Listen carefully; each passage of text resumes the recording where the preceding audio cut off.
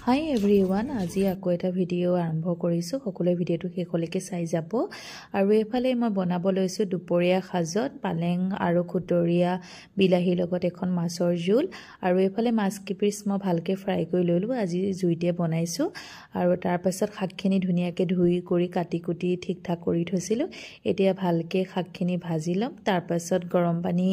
অকমান কৰি থৈছিলোঁ সেইখিনি ঢালি দিম আৰু যেতিয়া তৰকাৰীখিনি ভালকৈ উতলিব ইয়াতে মই মাছ দি দিম আৰু তৰকাৰীখন খাবলৈ খুবেই টেষ্টি হৈছিল আৰু এনেকৈ ঠাণ্ডা দিনত পালেঙৰ লগত মানে বিলাহী দি পেলাই মাছৰ জোলখন খাই খুবেই ভাল লাগে নহয়নে বাৰু আৰু মোৰ ভিডিঅ'বোৰ চাব লগতে মোৰ চেনেলটো সাবস্ক্ৰাইব কৰিব আগৰ চেনেলটো ডিলিট কৰি দিলোঁ এটো নতুনকৈ খুলিছোঁ সকলোৱে সাপোৰ্ট কৰিব আৰু মোক আগলৈ যোৱাত অকমান সহায় কৰিব